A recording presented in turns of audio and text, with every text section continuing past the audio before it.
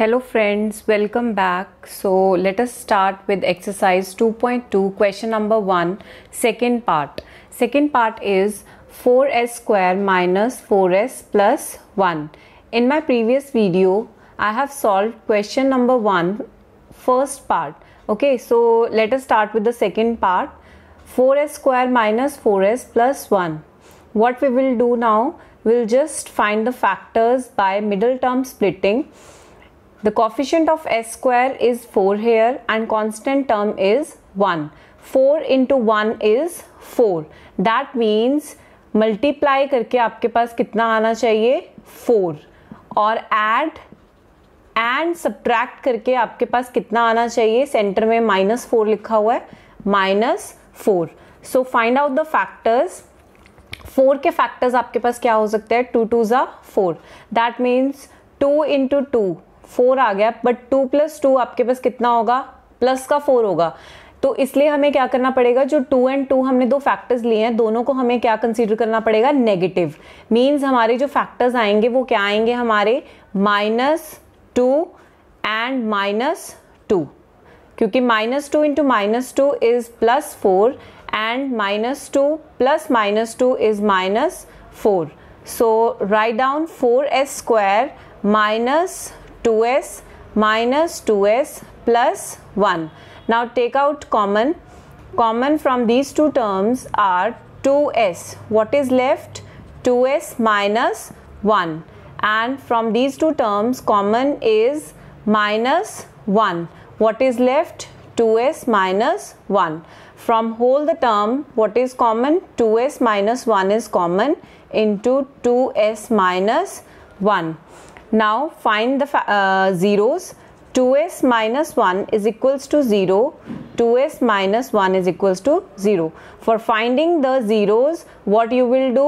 Equate it to the 0 so that you can find the value of s.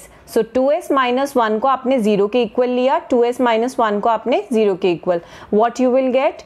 2s is equals to 1 and the value of s is 1/2. Here also the value of s will be 1/2 because both the factors are same. So now let alpha is equals to 1/2 and beta is equals to 1/2. These two are the zeros of this quadratic equation. So let us find out or verify the relationship between the zeros and the coefficient. So start करते हैं. Alpha plus beta means sum of zeros. Sum of zeros आपके पास यहाँ पे क्या बनेगा, 1/2 plus 1/2. Half plus half कितना होता है हमारे पास, 1. अब हम फॉर्मूला अप्लाई करके देखते हैं क्या फॉर्मूले से भी हमारे पास 1 नहीं आ रहा है. तो sum of zeros I have told in the previous video, क्या होता है sum of zeros, minus coefficient of x upon coefficient of x square. So what you will get here, minus coefficient of x. coefficient of x कितना है बेटा आपके पास, -4 और एक आगे माइनस लगा ही हुआ है, -4 upon coefficient of x square कितना है आपके पास, 4. हम यहाँ पे क्या लेंगे, यहाँ पे coefficient of x लिखा है मैंने यहाँ पे, तो यहाँ पे आपके जो ये क्वाड्रेटिक इक्वेशन है वो आपकी किसके अंदर है, s में. तो एक तरह से x की जगह यहाँ पे क्या हो जाएगा, s, और यहाँ पे x स्क्वायर की जगह क्या हो जाएगा, s स्क्वायर, क्योंकि क्वाड्रेटिक इक्वेशन आपकी जिस वेरिएबल में होगी, हेयर वेरिएबल इज s, तो आप क्या लिखोगे, s एंड s स्क्वायर. अगर वेरिएबल यहाँ y होता तो आप लिखते coefficient of y and coefficient of y square, like this. So coefficient of s square will be 4. Now what you will get, minus minus plus 4 upon 4. By cancelling it out, what you will get, 1. Okay, it's verified. Sum of zeros आपके पास कितना आ गया, 1 and 1. Let us find out the product of zeros. Product of zeros will be the value of alpha is 1/2 into the value of beta is 1/2. What you will get, 1/4. Now apply the formula. Product of zeros is equals to constant term upon coefficient of s square. अभी मैंने बताया S square क्यों लेंगे, because this quadratic equation is in S. So constant term is 1 here, upon में coefficient of S square is 4 here. So you will get the answer as 1/4. Product of zeros here also 1/4 and here also 1/4. So at the end you will write hence verified. Is this clear? So now next move on to third. So let us start with the third part. Third part is 6x square minus 3 minus 7x. So what you will do, first of all, arrange these terms like this: 6x square minus 7x minus 3. Constant term you will write at the end. So now find out the factors by middle term splitting. आपके पास x square का coefficient 6 है and constant term minus 3 है. So multiply करके आपके पास कितना आना चाहिए? After multiply minus 18 आपके पास आना चाहिए, and after adding और subtracting आपके पास कितना आना चाहिए? -7. आपको ऐड या सब्ट्रैक्ट करके क्या आता है वो आपको कोफिशिएंट ऑफ x को देखना होता है. अब 18 के फैक्टर्स निकाल लो. 18 के फैक्टर्स आपके पास क्या क्या हो सकते हैं यहाँ पे? 18 के फैक्टर्स आपके पास 2 9s are 18, 3 3s are 9 and 3 1s are 3. So what you will get? 9 and 2. आप ऐसे पेयर बना सकते हो क्योंकि 9 2s है कितना होता है? 18, और 9 आपने नेगेटिव का लेना है, 2 पॉजिटिव का, क्योंकि -9 + 2 आपके पास कितना मिल जाएगा? -7. तो अब लिखते हैं 6x square minus 9x plus 2x minus 3. Now take out the common. Common is 3x is common here. 2x minus what you will get? 3 plus 1 is common in the next two terms. 2x minus 3. So what you will get? 3x plus 1 into 2x minus 3. Now equate it to the 0. For finding the zeros, 3x plus 1 is equals to 0, 2x minus 3 is equals to 0. What you will get here? 3x is equals to -1, x is equals to -1/3. 2x is equals to 3 and x is equals to 3/2. So these two are the zeros. Let it be alpha is equals to -1/3 and beta is equals to 3/2. Now just verify the relationship between zeros and coefficient. Alpha plus beta, that means sum of zeros आपके पास देखो कितना बनेगा? -1/3 plus 3/2. Take the LCM. LCM is 6 here. 6 divided by 3 is 2. 2 into -1 is -2. Plus 6 divided by 2 is 3 and 3 into 3 is 9. So what you will get here? 7/6. Is this clear beta? So now you will apply the formula. Sum of zeros कितना बताया था मैंने आपको? Minus coefficient of x upon coefficient of x square. What is coefficient of x here? -7. So -7 upon coefficient of x square is 6. So answer is 7/6. Both are same. So now find out the product of zeros. Product of zeros will be -1/3 into 3/2. After solving this, 3 cancel हो गया. You will get -1/2. So now product of zeros का formula लगा दो. Constant term upon coefficient of x square. Constant term कितनी है आपके पास? -3 upon coefficient of x square कितना आपके पास? 6. So after cancelling it, what you will get? -1/2. Hence verified. Is this clear? So now we'll move on to the fourth part, and fourth part 4u square plus 8u is the fourth part. So now let us find out the zeros. Now just see beta, there is no constant term. If there is no constant term, how you will find out the zeros? Just see what you will do. Just take out the common from these two terms. What is common here? 4u is common here. What is left behind? U plus 2 is left behind. Now what you will do? 4u into u plus 2 आपके पास मिल चुका है.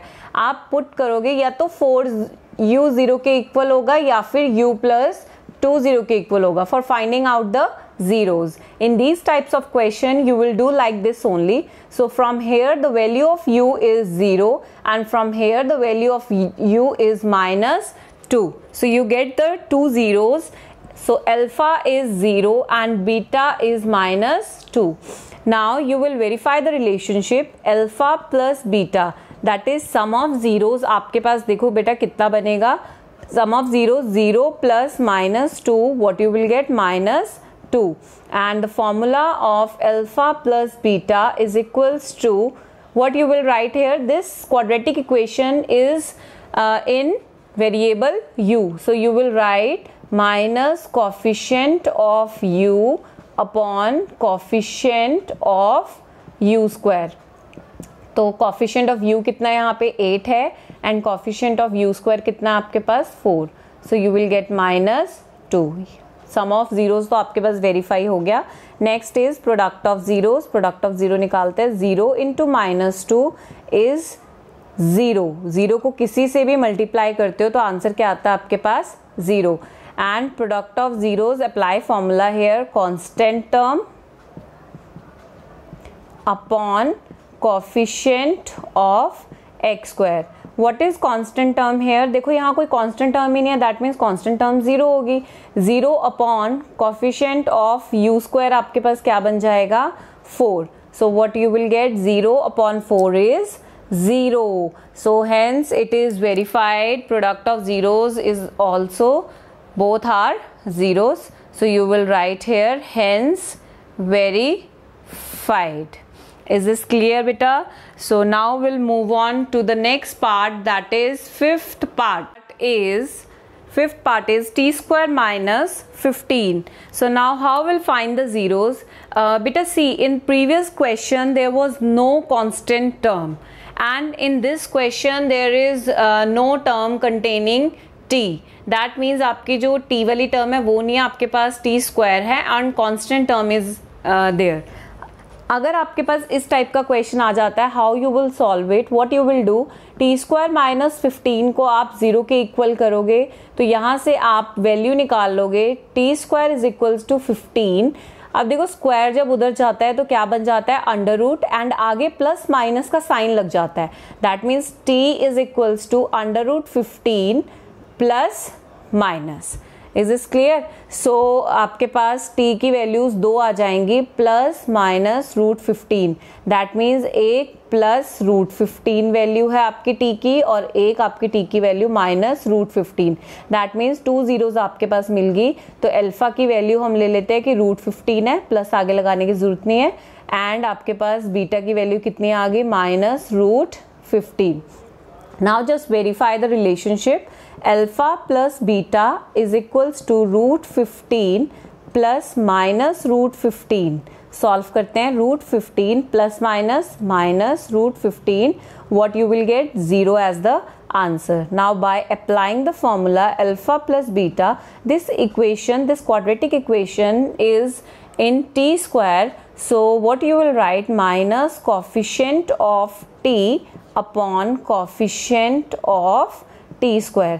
बेटा see, there is no coefficient of T term ही नहीं है तो that means 0 हो जाएगी value.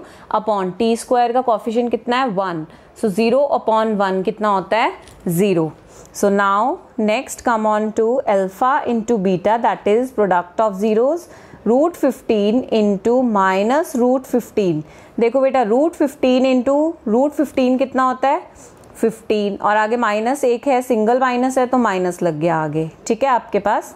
So minus 15 and by applying the formula product of zeros is equals to constant term upon coefficient of T square. What is constant term here, minus 15 upon T square का coefficient कितना आपके पास, 1. So you will get minus 15. So both are equal, hence verified. So now we'll move on to the next part, that is sixth part. And sixth part is 3x square minus x minus 4. So now just find out the zeros by middle term splitting, because there are 3 terms in this quadratic equation. So how you will do this? X square का coefficient 3 है आपके पास and constant term -4 है, that means 3 into -4 -12 multiply करके आपके पास कितना आना चाहिए -12 and add और सब्ट्रैक्ट करके आपके पास कितना आना चाहिए, एक्स का कॉफिशिएंट -1 है सो -1। अब देखो आपके यहाँ पे क्या फैक्टर्स बन सकते हैं, 12 के फैक्टर्स आपके पास क्या होते हैं, आप रफली निकाल लोगे, 2 6 12, 2 3 6 एंड 3 1 3। आपके पास ऐड या सब्ट्रैक्ट करके -1 बनना चाहिए, तो हम इसके फैक्टर्स बना लेते हैं 4 एंड 3, 4 नेगेटिव का एंड 3 पॉजिटिव का, क्योंकि -4 + 3 कितना हो जाता है -1 एंड -4 इंटू 3 कितना होता है -12।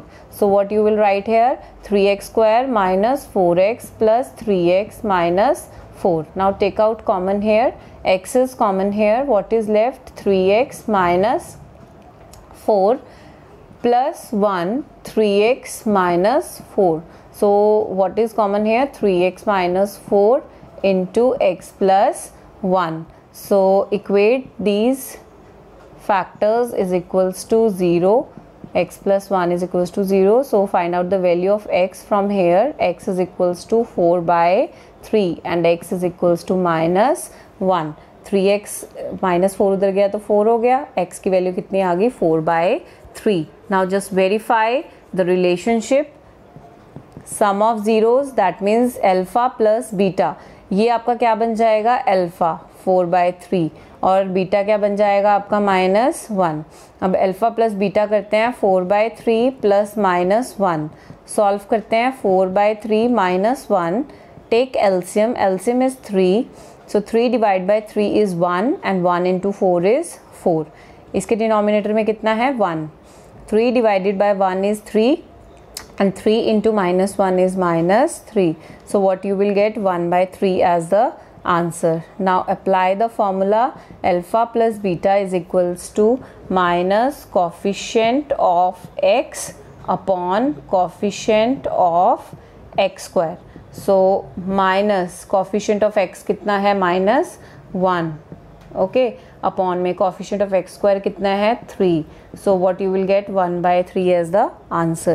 Now product of zeros is equals to, product of zero कितना होगा आपके पास 4/3 into -1, what you will get -4/3. Now apply the formula, product of zeros is equals to constant term upon coefficient of x square. So what you will get, constant term is -4 upon coefficient of x square is 3. So -4/3 आपके पास final answer है. What you will write, hence verified. Is this clear beta? So by this we have completed question number 1. So now we'll do second question, but before starting second question we have to do some concept relating this question. So we'll do second question in the next video. Till then wait for the next video. Bye bye.